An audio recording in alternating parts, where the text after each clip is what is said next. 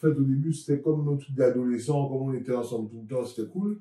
Mais au bout d'un moment, on s'est dit, ouais, c'est bon, on va pas passer, on va pas non plus bosser ensemble, dormir ensemble, aller partout ensemble. Enfin, c'est bon, à un moment, il faut reprendre chacun sa liberté. Hello, bienvenue sur notre chaîne. Pensez à vous abonner à notre chaîne, à activer la cloche de notification, à commenter cette vidéo, à la liker, à la partager. Hello, on est Mavic. Et Frédéric. Divorcé, Voilà. amoureux, Heureux. parent de 5 enfants. Et chien là. Expatrié, non pas dit, et chez là, non. On n'a pas dit ça, non. Hello, je suis Mavic Wright. C'est mon époux. Frédéric. Aujourd'hui, on va parler du travail en couple, du fait qu'on travaille en couple. Vous nous avez posé énormément de questions sur le fait qu'on travaille en couple. On va répondre à toutes les questions que vous vous posez sur le fait de travailler en couple, parce qu'on s'aperçoit que pas mal de couples s'interdisent de travailler ensemble par peur des obstacles. Donc, on y va. C'est parti pour les questions. Et si on commençait par présenter notre business, on fait quoi tous les deux, chérie? Eh ben, nous vendons des memberships pour aider les gens qui nous suivent, essentiellement les femmes qui suivent Mavic Wright, à grandir, atteindre leurs rêves, atteindre leurs objectifs, essayer d'aller plus loin que ce à quoi elles croyaient et sortir de leur zone de confort. Je suis mindset coach, donc on crée des expériences et des outils inspirants pour aider les femmes principalement à atteindre leurs objectifs et à atteindre leur version du succès. Frédéric et moi, on va vous dire ce qu'on fait chacun à l'intérieur du business. On va commencer par moi pour que vous compreniez pourquoi on a besoin l'un de l'autre à l'intérieur du business. Comme je vous l'ai dit, je suis mindset coach de notre binôme, l'artiste, c'est moi. Donc, j'imagine les programmes, j'imagine les contenus et je vends. Celle qui vend à l'intérieur de notre binôme, c'est moi. C'est pareil, quand on fait des shows, sur scène, c'est moi.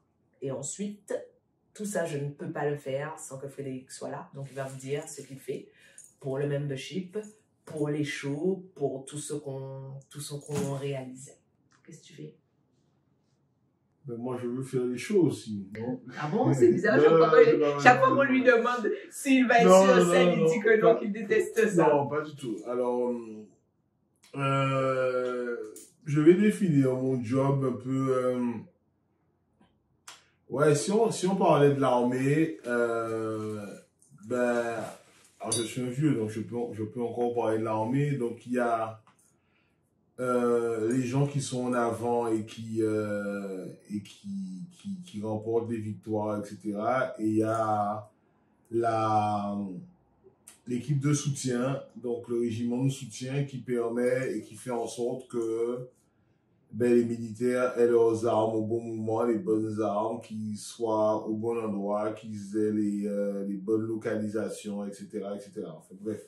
Donc, pour schématiser, je m'occupe de... toutes les fonctions support. Voilà. L'intégralité tout le des support, fonctions support. aussi bien administratif, la gestion de suivi des équipes, quand on réalise des shows et autres, toute la partie logistique des shows, la partie comptable, bancaire, enfin bref, tout ce qui va autour de... tout ce qui peut décharger ma vie de certaines choses. Voilà. Vulgairement, je suis une artiste, il est un manager. Ce qui veut dire que sans lui, il y a pas de programme parce qu'il faut bien un moment que quelqu'un s'occupe de faire rentrer l'argent. Juste avant qu'on soit là en vidéo, il était au téléphone avec notre développeuse pour travailler sur les systèmes qui nous permettent d'encaisser l'argent, pour ouvrir les comptes en banque, etc. Bref, en fait, le binôme fonctionne parce que sans artiste, le manager et sans manager, l'artiste, il sait pas faire. Donc voilà grossièrement comment sont réparties les choses entre nous. Alors c'est pas tout à fait ça. C'est mieux c'est plus facile et mieux pour la créatrice et autres d'avoir quelqu'un avec elle. Mais au début, tu faisais tout toute seule. En fait, plus la boîte grandit et plus c'est difficile de faire tout toute seule. Mais au début, il y a beaucoup de choses que tu faisais seule. Avant qu'on travaille ensemble, je n'ai jamais fait ce que tu fais. Avant qu'on travaille ensemble, tu as toujours fait Ça a toujours été toi qui t'occupais de faire rentrer l'argent, ça a toujours été toi qui t'occupais de suivre les relations avec les prestataires, etc. Sans ce que tu fais, le programme, à un moment, il faut bien que les gens appuient sur un bouton acheter. Et sans toi, c'est compliqué de cliquer sur le bouton acheter. Ouais, mais bon, il y a sans programme, il n'y a pas de truc. Enfin, bon, c'est bref, c'est pas. C'est bien ce que je dis, c'est pour ça que ça En tout cas, on s'est séparé les tâches et ça nous convient bien à tous les deux de faire les tâches qu'on fait et c'est surtout ça qui est le plus important. Alors, pour toi, quels sont les avantages du fait de travailler ensemble? Ça fait combien de temps qu'on travaille ensemble? Alors, où tu as raison, c'est que moi, je considère que ça fait des années qu'on travaille ensemble. Maintenant, ça fait une petite année qu'on travaille ensemble, enfin pas une petite année, mais depuis janvier, on travaille ensemble à plein temps. Les avantages, c'est que c'est cool, on passe plus de temps ensemble, on se voit plus, on partage le même bureau. Je vais passer aux inconvénients parce qu'il y en a quand même quelques temps. C'est notre question. Quels sont les avantages? Les avantages, c'est que ça nous permet de passer beaucoup de temps ensemble, ça nous permet d'échanger beaucoup, ça nous permet de rigoler souvent et c'est cool, quoi. D'accord. Pour toi, qu'est-ce qu'on peut faire qu'est-ce qu'on peut faire pour que ces avantages soient encore plus importants? Ouais, moi, je trouve que en tout cas, je pense qu'avec les années, ce sera encore mieux, mais je trouve que ce qu'on fait aujourd'hui, le temps qu'on passe, c'est super agréable et bosser ensemble sur des projets, passer du temps à les réaliser, à les monter, à les voir se réaliser, c'est vraiment cool. Donc après, ouais, je pense qu'on évoluera et on progressera encore, mais je trouve que Alors, moi, je vois pas les avantages du fait qu'on travaille ensemble exclusivement de la manière de notre couple. Pour moi, c'est complètement décorrélé, les avantages pour notre couple. Donc, je vais commencer par les avantages professionnels de travailler ensemble.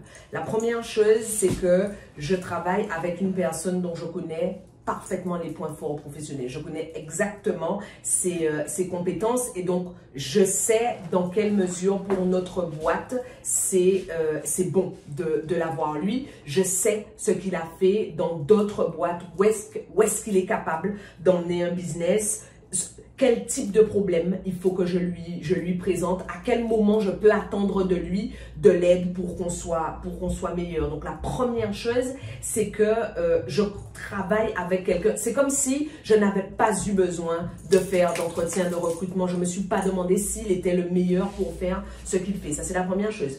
La deuxième chose, c'est qu'il est tellement fort dans ce qu'il fait que professionnellement, pour moi, il m'aide à grandir. Travailler avec une personne qui est extrêmement exigeante sur des points que je ne maîtrise pas moi, sur des points sur lesquels je n'ai pas envie de travailler, est un atout pour moi. D'autre part, ce que Frédéric disait qu'il trouve cool et amusant, c'est aller au bout d'un projet. Moi, ça ne m'intéresse pas en fait. Moi, ce que j'aime dans le business, ce que j'aime dans ce qu'on fait, c'est la partie création. Le reste ne m'intéresse pas en fait. La mise en place, l'opérationnel, le suivi, etc., ça ne m'intéresse pas. Et donc, je travaille avec une personne dont non seulement je connais les points forts, mais dont les points forts complètent ce qu'on pourrait considérer comme étant des points faibles. Parce que je travaille avec lui, ce n'est pas un point faible. C'est pareil quand je lui dis, allez, vas-y, fais un programme. Enfin, tu es capable d'emmener les gens tellement loin. Il me répond, moi, ça ne m'intéresse pas. Ça ne m'intéresse pas en fait de créer de A à Z un programme. Occupe-temps et je vais savoir faire prospérer le programme. D'autre part, travailler avec quelqu'un qui est de toute... Dis-nous ce que tu veux nous dire. Qu'est-ce qu'il y a chez lui? Qu'est-ce qu'il y a chez lui? Qu'est-ce que tu veux? C'est qu'après, je voulais qu'à un moment, vous veniez, toute la famille vienne dans la plus grande parce que Zozo et moi, on a fait un truc. D'accord, on va venir quand on va finir de tourner la vidéo. D'autre part, travailler avec quelqu'un dont on connaît les réussites ailleurs, hors de mon business, fait qu'en fait, je suis toujours en train d'aller chercher son niveau. Je suis toujours en train d'aller chercher plus haut. Je l'ai vu mener des personnes à un point de leur carrière auquel elles n'auraient jamais pensé. Je me dis, waouh, à l'intérieur de notre business, j'ai cette pointure-là et donc je suis toujours en train d'aller chercher. Jamais je ne me dis, je ne sais pas faire ce qu'il sait faire et donc je suis diminuée. Je suis extrêmement honorée. Et donc ça fait quoi? Ça fait qu'au niveau personnel, quand j'arrive au bureau, quand j'interagis avec lui, en fait, je suis toujours dans l'émulation. C'est extraordinaire de travailler avec quelqu'un qui est toujours en train de permettre à notre cerveau d'aller chercher plus loin. En tout cas, pour moi, c'est le kiff. Ensuite, d'un point de vue strictement personnel, on passe plus de temps qu'on n'a jamais passé ensemble parce que Frédéric avait un boulot extrêmement prenant. Il partait de la maison à 5 h du matin, rentrait au mieux à 20 h 30. Là où moi aussi, j'avais un boulot extrêmement prenant. Donc, on passait moins de temps ensemble. Aujourd'hui, on passe plus de temps ensemble. Aujourd'hui, il y a des pauses où c'est rigolo d'être avec lui. Et comme on travaille tous les deux, ça peut nous arriver en plein milieu d'une journée de travail de se dire, allez, viens, on se casse. On va déjeuner tous les deux, ou on va se balader, ou aujourd'hui, on prend un jour off et son jour off correspond à mon jour off. Chérie, quels sont les inconvénients? Je note quand même que quand je t'ai demandé les points positifs, ce que tu voulais faire, c'était parler des inconvénients. Donc maintenant, je pense qu'ils ont attendu des inconvénients. En fait, c'est pas que je voulais parler des inconvénients. Si, je voulais parler des inconvénients, mais c'est parce que c'est... Ouais, moi, j'ai encore du mal à être aussi clair que toi sur les avantages. En fait, j'en vois plein. En fait, c'est canon. Voilà, c'est canon, c'est top de travailler ensemble. Et j'arrive pas à structurer, à formaliser aussi bien que toi. C'est pour ça qu'en fait, c'était plus facile de parler éventuellement des inconvénients. Mais je pense que j'aurai les mêmes difficultés sur les inconvénients. Donc, les inconvénients, on travaille beaucoup. Donc, on travaille beaucoup. Mais ça, est-ce que c'est lié au fait qu'on travaille beaucoup? Tu travaillais beaucoup avant? Non, tu as raison. En fait, quand on travaille beaucoup, je trouve qu'on travaille beaucoup, mais je dis pas trop, je dis bien beaucoup, mais on s'éclate dans ce qu'on fait. On travaille beaucoup. Mais en quoi c'est lié au fait qu'on travaille tous les deux? Tu travaillais beaucoup avant qu'on travaille ensemble, on travaille beaucoup. L'inconvénient quand qu'on travaille tous les deux et qu'on aime ce qu'on fait, parce que c'est ça aussi la réalité, c'est que même quand on n'est pas censé travailler, on travaille, on pense, on réfléchit, etc. Donc ça, c'est fun. Ça présente un avantage, c'est que ça permet de gagner du temps. Ça présente l'inconvénient qu'à un moment, on peut passer tout le temps à discuter boulot, à parler boulot, à faire évoluer notre boîte. Et donc voilà, mais c'est... L'inconvénient pour toi, c'est majeur, c'est qu'on travaille beaucoup. Ouais. Moi, je trouve qu'on travaille beaucoup. Alors, pour moi, le premier inconvénient, c'est le fait qu'on travaille tous les deux dans le même espace. C'est hyper logistique et pourtant, pour moi, c'est le plus gros des inconvénients. Frédéric et moi ne travaillons pas de la même façon. Il a l'habitude des open space. Avant qu'on travaille ensemble, il travaillait dans de grands open space. Donc, et en plus, Frédéric est un extraverti là où je suis une introvertie. Donc, il s'alimente de l'énergie des autres, l'interaction, il aime la solitude, c'est pas hyper son truc. Et donc, en fait, je l'entends quand il travaille. C'est ça le premier inconvénient pour moi. C'est-à-dire que quand il est au téléphone, il parle fort. Quand il tape sur son ordinateur, il tape fort. Quand il déplace sa chaise, je l'entends. Là où, quand moi, je fais les bruits du quotidien, je sais même pas, je pense que Frédéric ne s'en rend pas compte. Quand il est concentré, le mec, je peux tout faire tomber, il n'entend rien, rien ne le déconcentre en fait. Là où, pour travailler, j'ai besoin d'aller hyper loin dans la concentration. C'est pareil, il arrive qu'il me parle alors que je suis en train de travailler, mais ça va me demander du temps, moi, de retourner au même niveau de focus où j'étais avant qu'il ne me parle. Là où, moi, je peux m'arrêter, lui poser une question, il va me répondre à la question et recommencer à travailler. Pour moi, c'est vraiment à tel point que Frédéric et les enfants essaient de m'interrompre le moins possible. On voit quand on m'interrompt que ça me dérange parce que je suis hyper concentrée. Ça c'est pour moi l'inconvénient majeur. Le deuxième inconvénient, je suis assez d'accord avec lui, on travaille beaucoup. Alors, l'avantage, c'est qu'on travaille tous les deux beaucoup, qu'on travaille tous les deux ou pas. mais il n'y a pas de pièce dans la maison où le travail est interdit. Il n'y a pas de moment où le travail est interdit. Donc, on travaille beaucoup. Du coup, ça donne parfois des conversations ubuesques où il a une capacité de travail qui est beaucoup plus élevée que la mienne. Et comme il est extraverti, en fait, être avec moi tout le temps, ça lui va. Là où moi, parfois, pour penser, j'ai besoin d'être dans une bulle. Donc, ça donne des conversations ubuesques où je dis, on va faire telle chose. Il faut qu'on parle de telle chose. Garde juste ça dans ta tête et on en reparle. Mais c'est pas fait, hein? Il me dit, bon, ok, on va en reparler la prochaine fois, mais il commence à me parler. Après, il dit, non, je sais, c'est pas bien. Mais il m'a déjà lancé, donc comme il m'a lancé, on continue, on en parle et en fait, ça nous demande une vraie discipline. Les moments où on n'en parle pas, et je suis assez d'accord avec toi, c'est parce qu'on aime, parce qu'on a des résultats, parce qu'on change la vie des gens et on a toujours envie de faire mieux. Moi, je suis toujours en train de chercher plus de fun dans notre boulot. On est tout le temps en train de chercher plus d'efficacité. Donc, ça fait qu'on travaille vraiment beaucoup. Maintenant, comment on fait pour minimiser les inconvénients? Je sais ce que tu vas dire. Non, en fait, je ne sais pas si tu sais ce que je veux dire, mais en fait,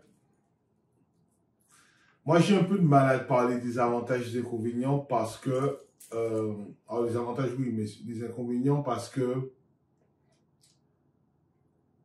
moi, c'est un changement radical par rapport à ce que je faisais avant. Je ne parle pas du boulot, parce que le boulot en lui-même, que ce soit celui-là ou un autre, c'est pas ça, mais c'est un changement radical en termes d'organisation et autres. Et aujourd'hui, l'organisation que nous avons et la chance qu'on a de travailler ensemble, en fait, pour moi, nous accorde, enfin, en tout cas, m'accorde un rythme de vie et du temps que je suis content d'avoir et que j'ai jamais eu.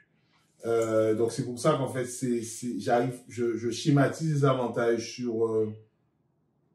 sur du temps qu'on peut passer ensemble ou du temps qu'on peut passer avec les enfants parce que en fait pour moi c'est ça la vraie révolution. C'est que évidemment quand vous travaillez ensemble et quand votre bureau est à côté de la chambre de vos enfants, et bien le matin ils viennent et bien comme là Raphaël est venue, elle est rentrée parce qu'elle avait un truc à nous montrer. Enfin voilà, donc ce sont des vrais moments qu'on ne vit pas quand on travaille à l'extérieur. Les inconvénients, quand j'ai dit qu'on travaillait beaucoup, mais pour moi, je ne considère pas ça vraiment comme un inconvénient parce que ma difficulté est qu'aujourd'hui, je considère que professionnellement, je vis ma meilleure vie.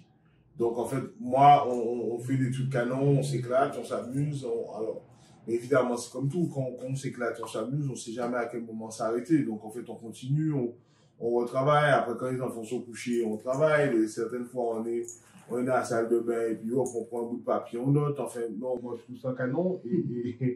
Non, mais tu trouves ça canon parce que ça te va de travailler beaucoup. Ah oui, non, mais c'est clair. Kiki dit tout le temps, Kiki, c'est sa maman. Elle dit tout le temps que ça fonctionne entre nous parce que tous les deux, on est deux gros bosseurs, on est complètement obsessionnels, en fait. Mais moi, je pense que même si chaque couple a son fonctionnement, donc gros bosseur, pas gros bosseur, on va avoir besoin de temps pour ceci, pour cela, c'est une question d'organisation. Et nous, on trouve notre satisfaction professionnelle et personnelle dans cette organisation-là. Il y a d'autres personnes qui ne vont pas la trouver au même niveau et tout ça, mais travailler ensemble, moi, je trouve que ça a énormément d'avantages, de fun, et on voit aussi évoluer l'autre et progresser l'autre, et en même temps, on gagne énormément de temps, en fait, à bosser ensemble, parce que ce qu'on fait ensemble, en tout cas, ce que moi je fais, il aurait fallu peut-être le sous-traiter ou autre, et ça n'aurait pas été fait, ça aurait peut-être été mieux fait, j'en sais rien, mais en tout cas, ça n'aurait pas été fait dans le style forcément qu'on veut donner. Complètement. Alors, il y a une question qui nous a beaucoup été posée, c'est celle de la répartition des pouvoirs. C'est qui le boss entre nous? Ben, le boss, c'est David Boy, c'est ton nom qui est affiché derrière. Non, moi je pense que c'est... Alors, oui, le boss, c'est Mavic Bright parce que c'est elle qui crée les programmes, qui crée tout ça, et la boîte existe parce qu'il y a Mavic Bright. Mais ça ne me pose pas de problème, en fait, parce que on n'est pas... on se mange pas dessus et on n'est pas en compétition sur quoi que ce soit. Moi, toute la partie créative, toute la partie... tout le temps que tu passes sur les programmes, à aider les gens, à faire des trucs avec les gens, les séminaires, les conférences, les trainings, etc., les shows, les machins, moi, ça m'intéresse pas. Enfin, j'aurais pas voulu le faire. Donc, ça me pose pas de problème. Et il y a des trucs que j'aurais pas su faire. Moi, je suis pas capable de créer des programmes, etc. Et moi, ce qui m'éclate, c'est, ben, on est parti d'un truc, on est parti d'un embryon, et puis finalement, on a réussi à en faire un produit, à le lancer, il fonctionne, on a modifié parce qu'il y avait des gens qui trouvaient pas leur compte, on l'a fait évoluer, progresser, on encaisse, on en tire des bénéfices, on en tire des bénéfices financiers, des bénéfices personnels. Après, on travaille sur la structure de la boîte, on est en train de réfléchir à comment on la fait évoluer pour l'année prochaine. Enfin, moi, c'est ça qui m'intéresse et qui me plaît. Donc, en fait, du coup, ben non, la répartition des rôles fait que, des pouvoirs fait que ben, chacun fait ce qu'il a à faire de son côté. Et puis, de temps en temps, on fait des points pour informer l'autre de ce qui est fait et où on pense qu'il peut y avoir un impact, mais il y a des choses que je fais sans toi et il y a des choses que tu fais sans moi, donc voilà. Alors, moi, je vais rester, Frédéric vous a parlé un peu de la répartition des rôles, moi, je vais rester sur la répartition des pouvoirs. On a une autorité bicéphale, c'est-à-dire qu'il y a des domaines sur lesquels c'est moi qui tranche et il y a des domaines sur lesquels c'est lui qui tranche. Ce qui veut dire que l'autorité est celui qui est en charge de tel ou tel domaine. Ça va loin au point que sur certaines choses, quand il me dit oui, il faut qu'on fasse une réunion, je dis moi ça ne m'intéresse pas, fais la réunion, tranche. Parfois il arrive, il me demande un avis sur quelque chose, je dis moi j'ai aucun avis et ça ne m'intéresse pas en fait. Parce que de toute façon, ce n'est pas moi qui trancherai, ce n'est pas moi qui est l'expertise. Donc, sur ça, il y a vraiment aucune question d'ego et inversement. Il y a des choses sur lesquelles, enfin, je suis l'autorité, c'est tout. Donc, en fait, on a une autorité qui est bicéphale et en fait, les périmètres, le champ d'action de chacun est extrêmement bien défini. Donc, il y a des domaines sur lesquels on se consulte, mais il y a des domaines sur lesquels, en fait, c'est la dictature. Pas comme ça serait dans une autre boîte, en fait. C'est pas parce qu'on est époux, épouse que tout se fait en démocratie. Pour l'instant, parfois, il y a des choses qui se font dans la dictature, mais ça me va. Je veux surtout pas avoir de pouvoir. Je veux surtout pas avoir la responsabilité de trancher quand il engage 40 000 € pour une salle, pour un truc. Je veux pas assumer cette responsabilité, tout comme ça ne l'intéresse pas d'avoir à assumer la responsabilité du contenu qu'on va partager pendant tel ou tel événement. Et donc, ça m'amène à la phrase suivante. Pour moi, ce qui fait que ça fonctionne, il y a deux choses qui font que ça fonctionne, c'est que chacun est humble, chacun arrive en acceptant de ne pas être l'expert sur tout. Et la deuxième chose qui fait que ça fonctionne, c'est que chacun a des succès dans son domaine d'expertise. Je crois que les choses sont plus difficiles à partager, à céder lorsqu'on n'a pas de succès. Si j'avais un conseil à donner aux couples qui travaillent ensemble, ce serait ménagez-vous de la marge de manœuvre pour que chacun ait des succès, pour que chacun ait ses succès à lui. On n'est pas obligé de n'avoir que des succès communs. Il y a des choses à l'intérieur de Mavic Bright qu'on ne doit qu'à lui. Il y a tout ce qui concerne les process, les procédures, enfin c'est son bébé à lui, c'est lui le boss. Il y a des choses qu'on ne doit qu'à moi. Et en fait, ça fait que, du coup, chacun a la possibilité de grandir, d'aller chercher des succès. Et ça rend les choses plus simples sur la répartition des pouvoirs. D'autre part, pour avoir une répartition des pouvoirs satisfaisante, il faut avoir une connaissance aiguë, non seulement des compétences de chacun, mais aussi des ambitions de chacun. Parce que si je ne sais pas où tu veux aller, je ne suis pas capable de te laisser de la place. Alors, ensuite... Je vais quand même rebondir sur une chose. J'aime bien quand tu rebondis. Tu veux me rebondir sur les choses?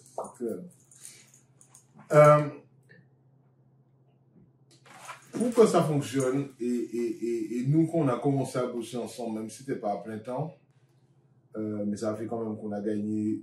En fait, on a gagné du temps si on n'avait jamais bossé ensemble, mais on avait commencé à travailler ensemble en janvier. Pourquoi ça fonctionne? Tu as raison, il y a les domaines d'expertise de chacun, mais il y a aussi surtout, et ça c'est vraiment important, il faut que chacun trouve le périmètre dans lequel, enfin chacun essaie de travailler en tout cas dans le périmètre qui l'éclate en fait. Et ça facilite grandement les choses. Alors, et c'est encore mieux si l'autre n'intervient pas dans ce périmètre-là ou très très peu. Donc, il faut deux personnes qui commenceraient à travailler ensemble. Si je devais leur dire quelque chose, deux personnes qui ne pourraient jamais travailler ensemble, je leur dirais, il faut vous asseoir et lister tout ce qu'il y a à faire dans une société et par conséquent se répartir les rôles en disant moi je veux faire ça, moi je veux faire ça, moi je veux faire ça. Et c'est comme ça qu'en fait à l'arrivée, chacun partirait sur avec sa feuille de route. Ils aiment les mêmes choses. Ben, s'ils aiment les mêmes choses, ils seront donc obligés de partager les mêmes choses. Et donc, par conséquent, j'espère pour eux qu'ils vont s'entendre. Parce que si non, ils peuvent faire une répartition. Dans ce que tu dis, c'est il faut faire une liste. Donc, en fait, ils peuvent se dire, comme il faut la moitié des items à chacun, ben, parfois, l'un des deux est obligé de céder une partie. Mais tout ça, pour moi, c'est comme tu dis, c'est comme une boîte. En fait, la difficulté de travailler, voilà, je vais trouver ce qui peut être une difficulté de travailler ensemble. La difficulté de travailler ensemble, c'est qu'il ne faut pas mélanger un point de désaccord professionnel, un point de désaccord personnel. Je m'explique. Quand vous travaillez avec quelqu'un dans une boîte, quelle qu'elle soit la boîte, et bien après ça, chacun rentre chez lui, et puis il vit sa vie, et puis ça, le lendemain matin, on recommence le même problème et la même réunion où on en était. Je ne prends pas un responsable et son subordonné, je prends peut-être deux personnes au même niveau. Ben, chacun part de son côté, il rentre chez lui, il passe s'asseoir avec sa famille, et le lendemain, on revient, le problème est encore là, il faut bien le régler. La difficulté qu'il peut y avoir à travailler ensemble, c'est qu'à un moment, ben, comme on est là, le problème, on peut avoir envie de le régler à tout prix. Là, il faut le régler, etc. Et puis finalement, on part sur des trucs, on est fatigué, on commence à s'énerver. Non. À un moment, faut être capable de se dire, on n'a pas trouvé la solution, on verra ça demain. Et ça, on arrive à le faire. Des fois, on a des points sur lesquels on trouve pas, on n'est pas d'accord, et bon, on se dit, bon, on verra demain, de toute façon. Mais ça nous amène à notre question suivante. La gestion de conflits. Alors, ce qui nous a beaucoup été demandé, c'est comment on gère les conflits professionnels et comment on fait pour que nos conflits professionnels n'empiètent pas sur notre vie de couple. Alors, moi, je pense qu'on arrive à faire le distinguo entre les deux. Alors, on peut avoir un point de désaccord fort, professionnel. On n'a pas souvent, mais ça peut arriver et en fait, après, on va manger au restaurant ou bien on va manger avec les enfants, quoi, en fait. Et le problème professionnel, on va le retrouver de toute façon demain et on va revenir et puis chacun va présenter ses idées et puis voilà. La deuxième chose qu'il y a aussi, c'est qu'à un moment, parce que là, on parle des trucs faciles, on parle bien de périmètres bien définis, mais il y a toujours des choses qui sont à la limite. Et à un moment, il faut bien qu'il y ait un qui dit à l'autre, bon, moi, je suis pas d'accord, ben, c'est pas grave, fait, parce que de toute façon, on va pas en parler pendant 3 jours, pendant 4 jours. Mais c'est exactement ce qu'on ferait dans une société où ce serait pas deux conjoints qui travaillent ensemble. C'est qu'à un moment, on n'est pas d'accord, il faut bien lancer la machine. On va pas rester bloqué là parce qu'on n'est pas d'accord, donc on fait rien, en fait. Il faut bien faire. Donc on fait, et puis on voit comment ça avance, et puis on corrige au fur et à mesure, et donc voilà. Alors, la première des choses, c'est que Frédéric et moi avons la chance de ne jamais avoir eu de gros conflits et de gros différends professionnels, et je pense que ça, c'est intimement lié à la répartition des pouvoirs. Pour moi, celui qui tranche, c'est celui qui est l'autorité. Donc, ça évite un bon nombre de conflits. La deuxième chose, c'est que j'ai tendance à être beaucoup plus mièvre sur ça que lui. Il n'y a aucun business, aucun argent, il n'y a rien du tout qui soit plus important que le fait que je l'aime. Il n'y a rien. Il y a rien qui pourrait me faire me battre au point d'aller me fâcher. D'aller me coucher fâché contre lui. Rien. C'est peut-être lié au job que je fais. C'est peut-être lié au fait que j'incite tous les jours les gens à prendre de la distance par rapport à leur ego. Donc, généralement, quand les choses se tendent, c'est ce que je me dis. Et la vérité, c'est que notre comportement a une influence évidente sur le comportement de l'autre. Et c'est jamais arrivé que j'ai le sentiment que Frédéric soit prêt à se cramponner bec et ongle à une opinion et ça rend les choses plus faciles. Alors. Mais il y a aussi un truc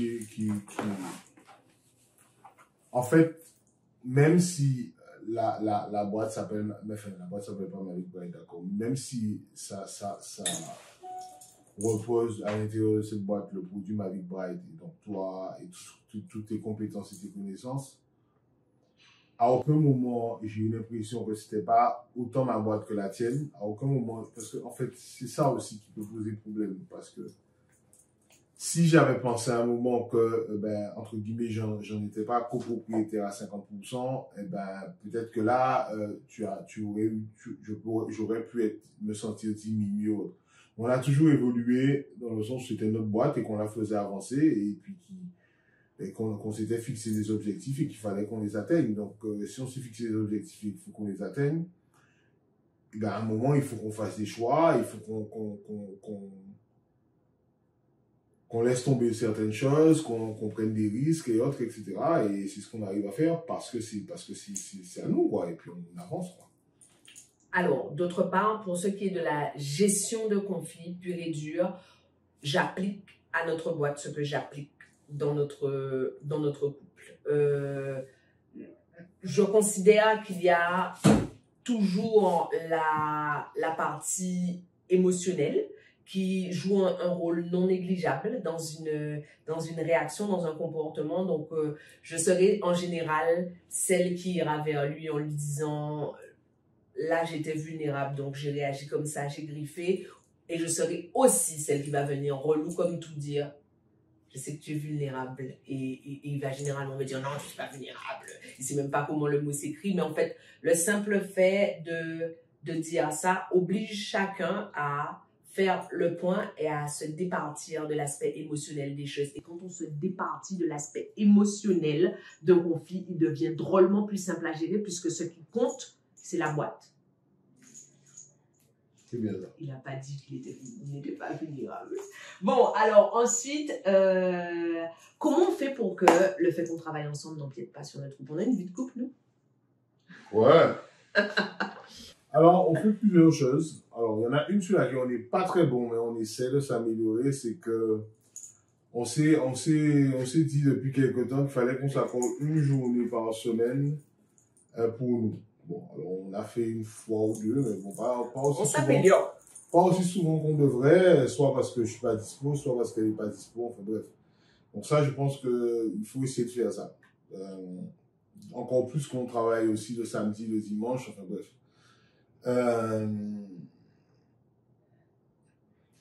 Ce qu'il faut aussi faire, c'est qu'à certaines heures, on travaille souvent, mais à certaines heures, on ne travaille pas. On a des moments où on passe chacun des moments avec les enfants, on fait des trucs avec les enfants. Et donc, mécaniquement, comme on n'est pas dans le bureau, on ne travaille pas, ou en tout cas, on ne travaille pas ensemble. On ne travaille pas toujours non plus dans le même lieu, alors même si nos bureaux sont dans la même pièce, mais ça nous arrive pour X raisons de ne pas être forcément dans la même pièce. Et en fait, je pense aussi que ce qu'on a appris à faire, parce que ça n'a pas... au début, on a été un peu surpris par le temps qu'on pouvait passer ensemble, c'est qu'on a appris aussi à passer du temps seul, en fait. Et à ne pas passer tout le temps à faire des trucs, alors, du boulot, mais à faire... Voilà. Donc, en fait, au début, c'était comme nos trucs d'adolescents, comme on était ensemble tout le temps, c'était cool.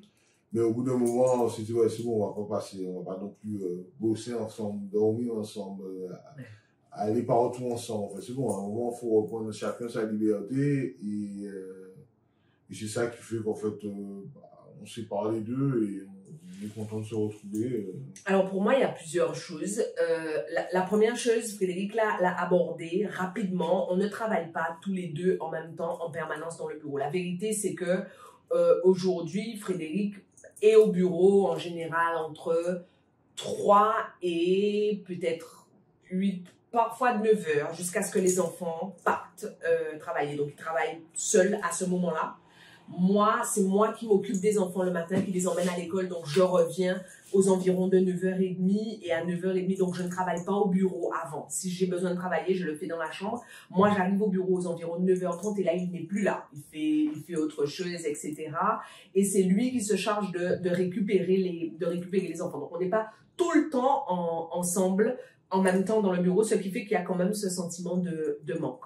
Il y a autre chose il y a une autre chose sur laquelle notre avis diffère carrément de la vie des autres couples, de la même façon que notre vie professionnelle est présente dans notre vie privée,